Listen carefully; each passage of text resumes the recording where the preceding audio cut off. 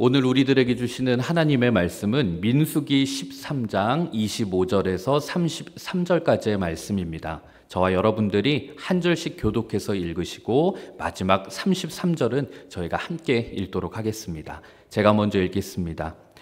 40일 동안 땅을 정탐하기를 마치고 돌아와 파란 광야 가데스에 이르러 모세와 아론과 이스라엘 자손의 온 회중에게 나와 그들에게 보고하고 그 땅의 과일을 보이고 모세에게 말하여 이르되 당신이 우리를 보낸 땅에 간즉 과연 그 땅에 젖과 꿀이 흐르는데 이것은 그 땅의 과일이니이다.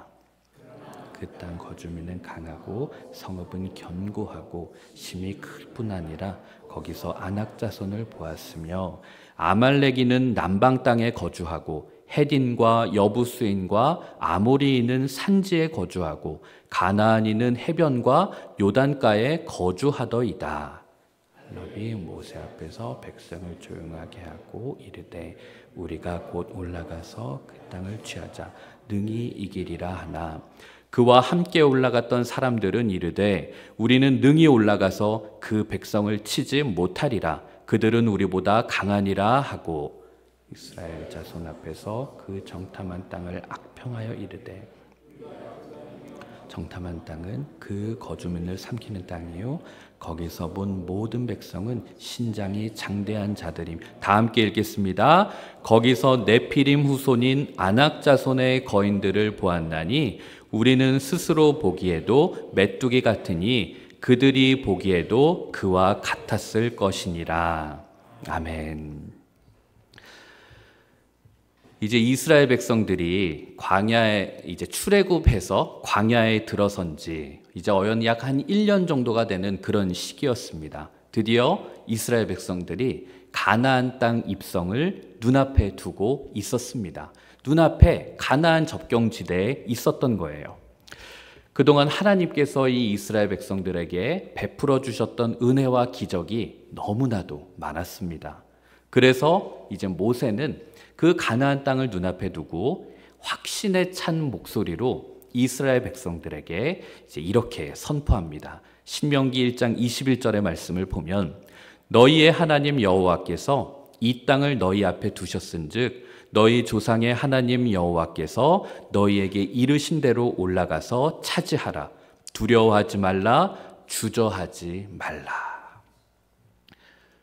이제 하나님께서 너희들에게 주시려고 하는 그 땅이 지금 그 눈앞에 있다.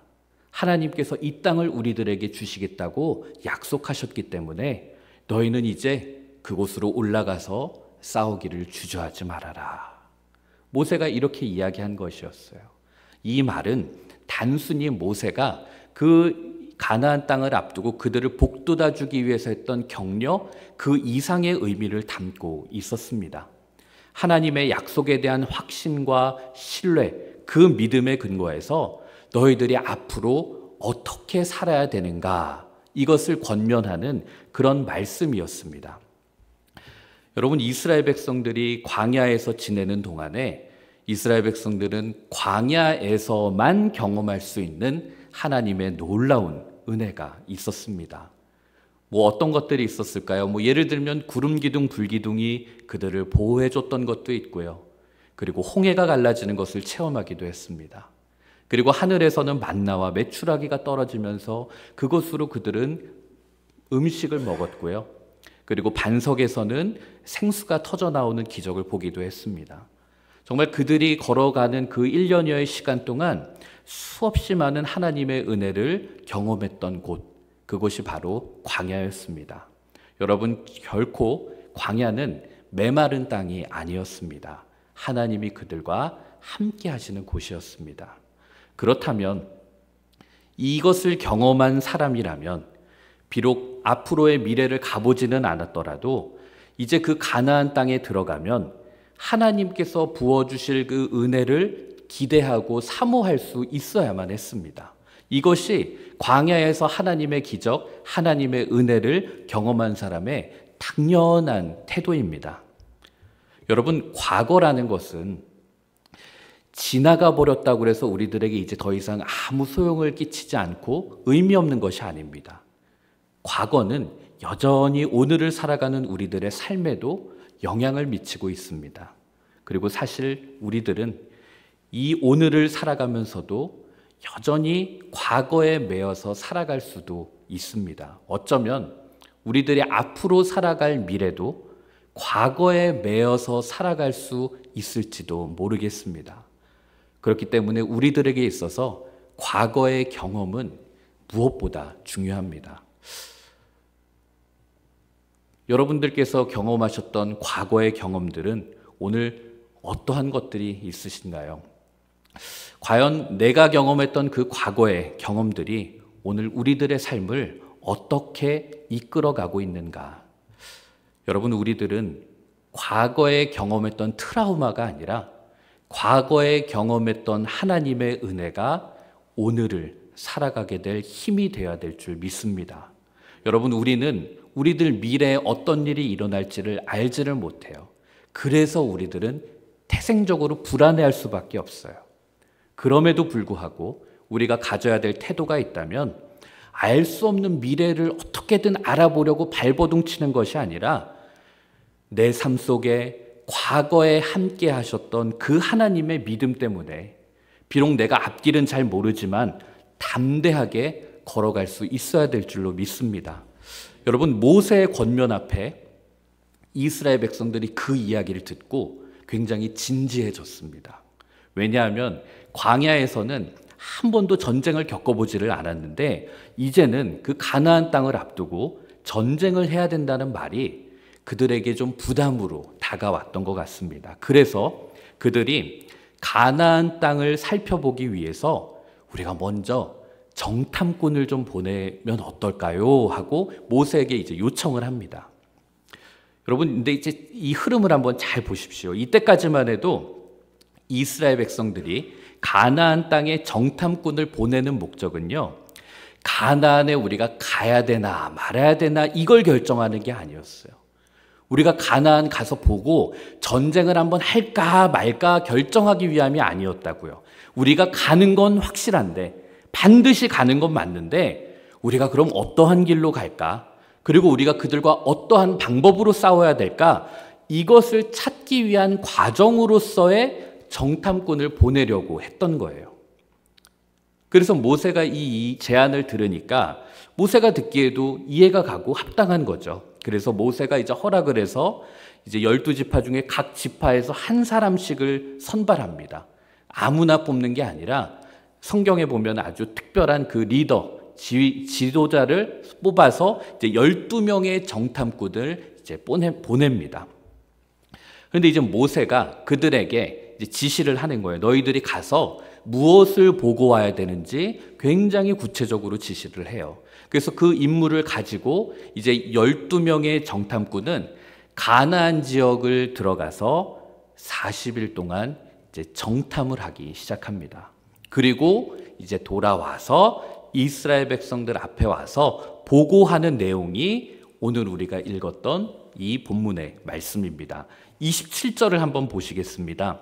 모세에게 말하여 이르되 당신이 우리를 보낸 땅에 간즉 과연 그 땅에 젖과 꿀이 흐르는데 이것은 그 땅의 과일입니다. 그들이 가서 정탐하고 온 그 땅은 젖과 꿀이 흐른다고, 허니 앤 밀크라고 그러더라고요. 영어로는 젖과 꿀이 흐른다고 표현할 만큼 비옥하고 풍요로운 그런 땅이었습니다. 자, 그런데 28절과 29절을 보시면 그러나 그 땅 거주민은 강하고 성읍은 견고하고 심히 클 뿐 아니라 거기서 아낙 자손을 보았으며 아말렉인은 남방 땅에 거주하고 헤딘과 여부스인과 아모리인은 산지에 거주하고 가나안인은 해변과 요단가에 거주하더이다. 그들이 가서 봤는데 그렇게 젖과 꿀이 흐르는 너무나도 비옥하고 좋은 땅인데 그곳에 사는 거주민들을 보니까 그들이 너무 강해 보이는 거예요. 그리고 그들이 짓고 있는 그 건축물들, 성을 보니까 너무나도 견고하고 커 보였어요. 게다가 그들은 곳곳에 흩어져서 살아가고 있었어요. 남방에도 살고 산지에도 살고 해변에도 살고 요단 강변에도 살고 있고 곳곳에 흩어져서 살고 있었던 거예요. 여러분, 여기까지는 이 12명의 정탐꾼이 지금 한 이야기는 누구도 부인할 수 없는 아주 객관적인 팩트, 아주 객관적인 사실입니다. 그런데 이렇게 정확하고 객관적인 사실을 보고한 다음에 그 다음 단계에서 이 12명의 정탐꾼의 반응이 두 그룹으로, 두 파로 갈리기 시작하는 것을 보게 됩니다. 자, 한쪽은 올라가서 우리가 싸워 이기자라고 말하는 쪽이 있고요. 또 한쪽은 우리는 올라갈 수가 없다. 우리는 갈 수가 없다. 이렇게 두 파로 갈려요. 대표적으로 이제 올라가자라고 하는 사람 누가 있죠? 여호수아와 갈렙이 있잖아요. 여호수아와 갈렙은 야, 여러분, 가나안에 있는 원주민들이 우리보다 강한 건 사실이지만 우리에게 누가 함께하고 계시냐? 우리에게 하나님이 함께하고 계신다. 그러므로 우리들은 가면 반드시 이길 거야. 그러니까 우리 올라가 싸웁시다. 이렇게 이야기해요. 그런데 그 반면에 10명의 정탐꾼은 여러분, 그래, 하나님의 약속이 있긴 해. 하지만 그래도 그들은 우리보다 강해. 그렇기 때문에 우리는 가서 싸워도 이기질 못할 거야. 그러므로 우리는 싸울 수가 없어. 이렇게 말하는 거예요. 여러분, 제가 지금 이들이 한 이야기를 한번 문장으로 정리해 봤어요. 자, 한쪽은 그들은 강하지만 우리에게는 하나님의 약속이 있기 때문에 이길 것이다 라는 쪽이 있고요. 우리에게는 약속이 있지만 그들이 강하기 때문에 우리가 질 것이다. 여러분, 이 양쪽이 하는 이야기를 잘 보면 양쪽 그룹 다 사실을 이야기하고 있습니다. 그들이 강하다는 거 여러분, 그 사실이에요. 약하다는 거 아닙니다. 그리고 하나님의 약속이 있다는 것, 그것도 사실이에요. 그런데 이 두 사실 앞에서 무엇을 선택하느냐에 따라서 전혀 다른 행동이 나타나고 있다라는 거죠. 가나안 사람들을 절대로 우리들이 이길 수 없다. 이런 아주 부정적인 생각에 사로잡혔던 10명의 정탐꾼은요, 아주 조금 전까지만 해도 여러분, 바로 전까지만 해도 거기를 젖과 꿀이 흐르는 땅이라고 보고했어요. 그런데 아주 그 짧은 시간 안에 그들이 벌써 이게 생각이 바뀌면서 온갖 부정적인 악평을 쏟아내기 시작을 합니다. 오늘 우리가 읽었던 이 32절을 보면 이스라엘 자손 앞에 그 정탐한 땅을 악평하여 이르되 우리가 두루 다니며 정탐한 땅은 그 거주민을 삼키는 땅이다. 거주민을 삼키는 땅이라고 악평을 해요. 조금 전까지만 해도 젖과 꿀이 흐르는 땅이라고 얘기했는데 지금은 완전히 정반대의 평가와 해석을 하고 있는 것이었죠. 여러분, 오늘 말씀의 핵심 포인트가 바로 여기에 있습니다. 우리들은 똑같이 객관적인 사실을 보았어도 자기의 마음이 어디에 있느냐에 따라서 해석이 달라진다는 거예요. 10명의 정탐꾼들이 가지고 있었던 마음의 자세, 그들의 태도가 젖과 꿀이 흐르는 땅을 거주민을 삼키는 땅이라고 해석하게 만들었고요. 우리보다 아주 조금 강한 사람을 거인이라고 해석하게 만들었어요. 하나님의 언약 백성인 우리를 메뚜기라고 해석하게 만들었다고요. 저는 오늘 이 가나안 정탐꾼 이야기를 읽으면서 우리들의 믿음은 태도를 통해 드러난다라는 것을 깨닫게 됩니다. 여러분, 오늘 말씀에 12명의 정탐꾼이 본 것, 그 팩트, 사실은 똑같았어요. 그러나 그들의 잘못된 태도가 잘못된 해석을 가져오게 됩니다. 사실 여러분, 우리들의 인생을 망치는 것은 어느 정도 영향은 있겠지만 나쁜 상황이나 환경은 아닌 것 같아요. 왜냐하면 분명히 상황과 환경이 나쁘면 모든 사람이 안 좋은 결과가 돼야 되는데 우리는 여전히 세상 속에서도 뉴스에서 언론을 통해서도 아니 그리스도인들 가운데서도 분명히 우리보다 훨씬 더 열악하고 힘들고 그런 상황 가운데 있음에도 불구하고 훨씬 더 의미 있는 인생을 사는 사람들을 자주 보기 때문에 그렇습니다. 오히려 잘못된 선택을 하는 그런 태도 때문에 우리들의 삶이 더 어려워지는 경우가 훨씬 더 많은 것 같습니다. 때로는 청년들 가운데 그래요. 남들보다 좀 못한 배경, 그리고 내가 능력이 부족하다는 이유로 나는 잘 될 수가 없어. 나는 잘 살 수 없어. 나는 행복할 수가 없어. 마치 본인이 불행해야 될 이유만을 찾는 청년들이 있어요.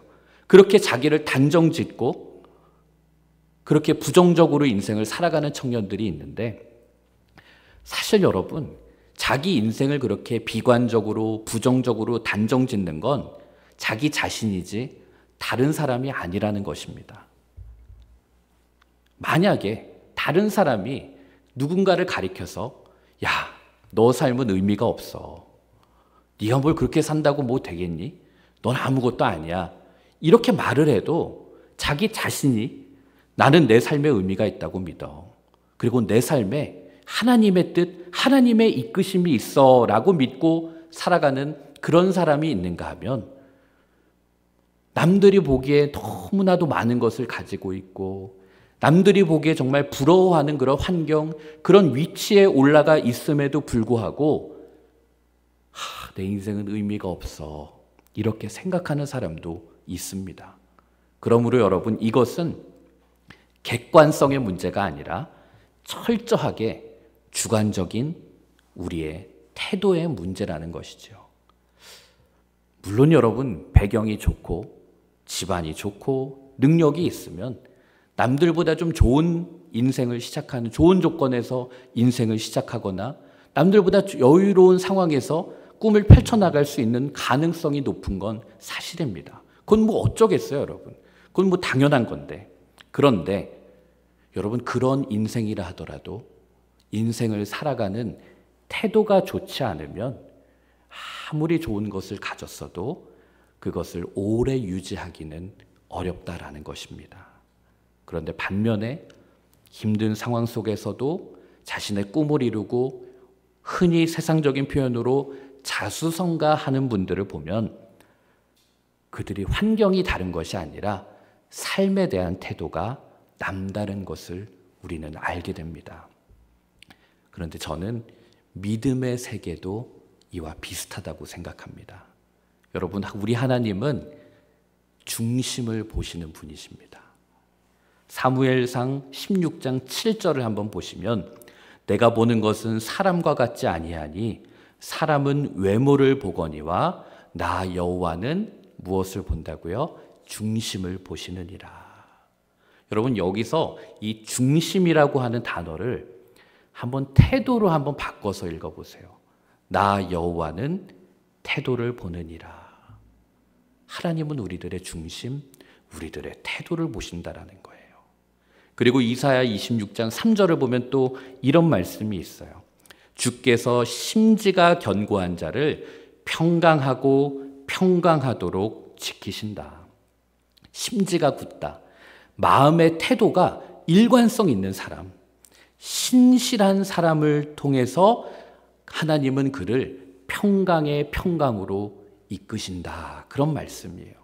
잘난 사람을요? 능력 있는 사람을요? 배경 좋은 사람을요? 아니요. 심지가 견고한 사람을 하나님은 평강의 길로 이끄신다. 그리고 사도행전 13장 22절을 보면 하나님께서 이런 말씀을 하십니다. 패하시고 다윗을 왕으로 세우시고 증언하여 이르시되 내가 이새의 아들 다윗을 만나니 내 마음에 맞는 사람이라 내 뜻을 다 이루겠다.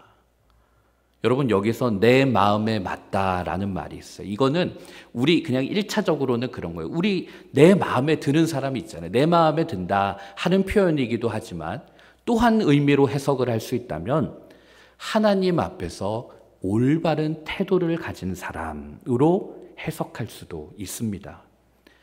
하나님이 원하시는 것을 그도 원하고 하나님이 멈추라는 것을 그도 멈추는 그런 사람.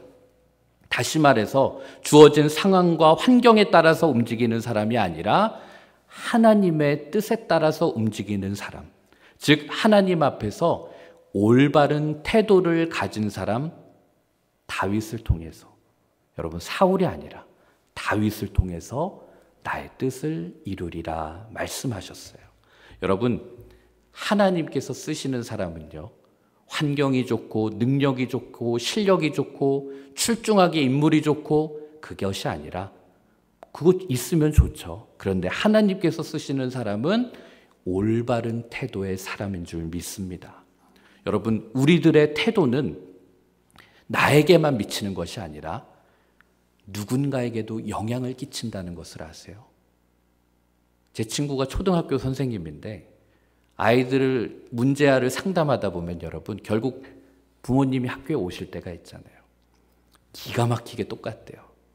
애가 좀 문제가 있고 애가 버릇이 없고 그러면, 그래서 그 엄마가 학교에 와서 면담을 해보면 엄마도 똑같이 그렇게 무례하고 엄마도 그렇게 입이 거칠기도 하고 태도가 안 좋고 아주 그에 영향을 미친다라는 거예요. 여러분 우리들의 태도는, 부모의 태도는 자기에게만 끼치는 것이 아니라 자기의 자녀들에게도 끼치는 거예요. 우리들의 태도는 여러분 누군가에게 영향을 끼쳐갑니다. 여기서도 보시면 오늘 말씀에 가나안 땅을 악평하는 이 정탐꾼들의 이야기를 들은 이스라엘 백성들이 밤새도록 통곡을 하는 장면이 이제 다음 장에 나옵니다. 여러분 한번 생각을 해보세요. 왜 신앙의 태도를 가졌던 두 사람, 여호수아와 갈렙의 말 그건 무시하고 불신앙의 태도를 가졌던 10명의 이야기가 왜 이스라엘 백성들의 마음을 움직이고 이스라엘 백성들에게 그 이야기가 받아들여졌을까요?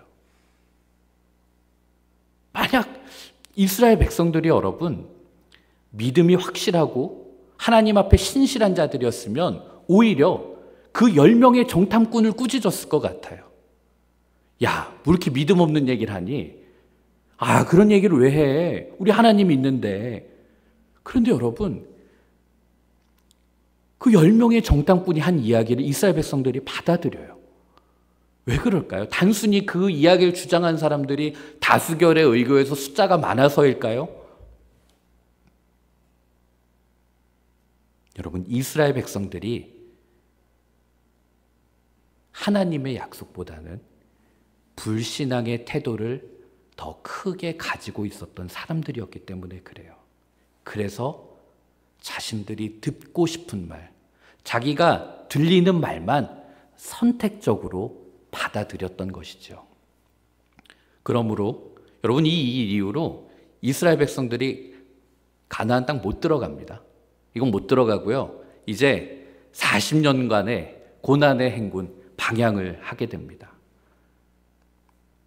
여러분 이스라엘 백성들이 광야에서 40년간 방황한 것은요, 10명의 정탐꾼 때문이 아니라 10명의 정탐꾼과 같았던 그들의 태도 때문에, 하나님을 향한 그들의 태도 때문에 그들은 광야에서 방황할 수밖에 없었던 것이죠. 여러분, 태도가 그들의 40년을 결정했습니다. 오늘 우리도 마찬가지입니다. 우리들의 태도가, 하나님을 향한 우리들의 태도가 우리들의 인생을 결정지을 것입니다. 그리고 하나님을 향한 우리들의 태도가 우리 신도중앙교회의 미래도 결정짓게 될 것입니다. 그러므로 우리는 하나님 앞에 올바른 믿음의 태도를 가져야 될 줄 믿습니다. 여러분, 이 정탐꾼이라고 하는 역할,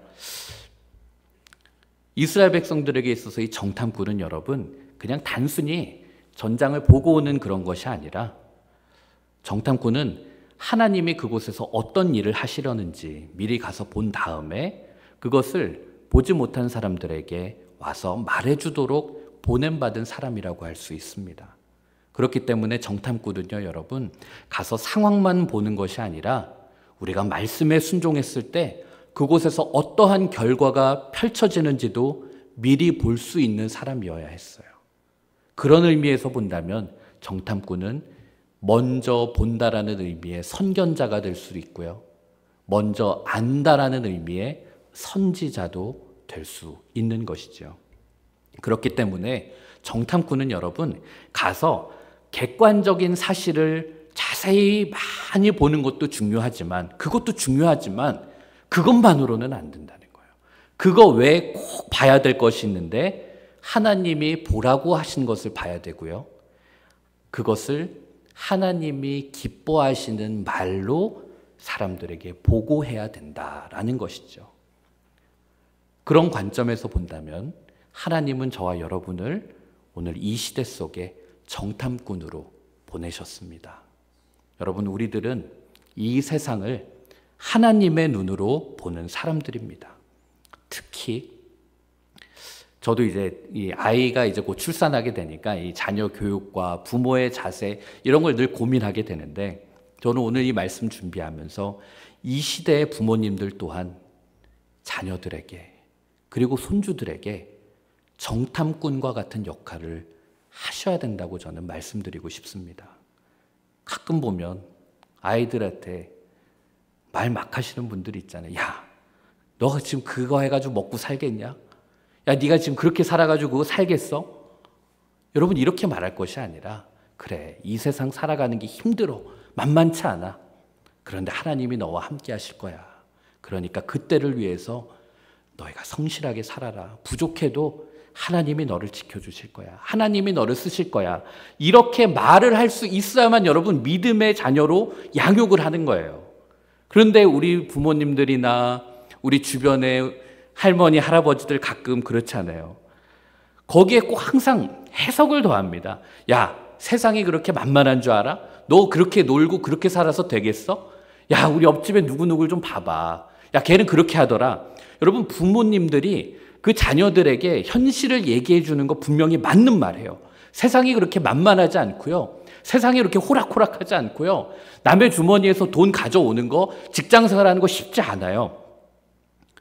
그런데 정탐꾼이라는 입장에서 놓고 보면 잘못된 말을 하는 경우들이 많다라는 거예요.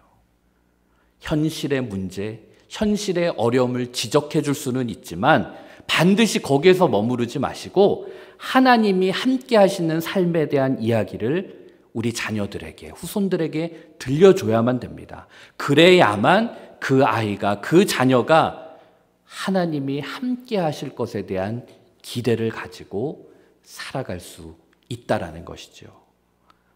세상은 만만치 않아. 세상은 호락호락하지 않아. 그리고 세상은 너보다 훨씬 더 강력해. 그러나 하나님이 너와 함께 하시면 할 수 있어. 그러니까 너도 이 이스라엘 백성들이 가나안 족속과 맞서서 싸웠던 것처럼 세상과 맞서 싸우면 하나님이 반드시 이기게 하실 거야. 여러분, 이것이 사실 가나안 정복의 이야기입니다. 어려운 거 없어요. 우리 자녀들에게도 우리 손주들에게도 이 이야기 하실 수 있게 되기를 바랍니다. 자녀들 앞에서 이 정탐꾼의 역할을 올바르게 하실 수 있게 되기를 축복합니다. 그리고 여러분, 이 정탐꾼은 단순히 정탐꾼이 아니라 선지자, 선견자의 역할을 가지고 살아가기 때문에 여러분, 우리들이 가정에서뿐만이 아니라 세상에 나아가서도 정말이 만만치 않은 세상 속에서 벌벌 두려워 떨고 있는 사람들이 있습니다. 그들에게 하나님의 평안을 이야기할 수 있어야 돼요. 하나님의 위로를 전할 수 있어야 돼요. 그가 나보다 직급이 높고 낮으면 상관없어요. 사실 이 세상의 모든 사람들이 불확실한 미래에서, 잘 모르는 상황 속에서, 경제적인 어려움 속에서 모두가 다 두려워 떨고 있고 불안해하고 있는 이 상황 속에서 그들에게 하나님의 소망, 하나님의 일하심을 이야기해 줄 수 있어야 된다는 것이죠. 저는 저희 모두가 하나님 앞에서 올바른 믿음의 태도를 지켜나가는 것이 저와 여러분의 거룩한 씨름이 될 수 있기를 소망합니다. 여러분, 우리들이 살아가면서 능력은 부족할 수 있어요. 얼마나 세상이 크고 강합니까? 거기에 비하면 우린 정말 메뚜기처럼 보이는 게 사실입니다. 그리고 때로는 우리들이 몸부림치고 발버둥 쳐도 열매가 없는 삶을 살아갈 수도 있어요. 그러나 그럼에도 불구하고 우리가 올바른 태도는 지켜나갈 수 있다라는 것이죠. 저는 결국 우리들의 믿음의 싸움, 신앙의 싸움, 우리 믿음의 본질은 다른 데 있는 것이 아니라 바로 여기에 있다고 봅니다. 믿음은 태도다. 태도가 곧 믿음이다. 사실 제가 굉장히 존경하는 한 목사님이 늘 후배 목회자들에게 강조하시는 이야기가 믿음은 태도다. 사역자에게 있어서 가장 중요한 것은 태도다. 그 이야기를 제가 굉장히 기억하고 되새기면서 살아갑니다. 여러분, 우리가 살아가면서 그리스도인으로서 결과와 열매는 우리가 어떻게 할 수 있는 영역이 아닙니다. 우리가 아무리 노력해도요, 결과가 안 좋을 수가 있어요. 우리가 나가서 노방전도를 정말 우리 옛날 우리 교회 어르신들 교회 앞에서 노방전도 정말 많이 했는데 그 시간에 비해서 거둔 게 없다고 해서 그게 뭐 우리의 무의미한 것이 아니라는 거예요.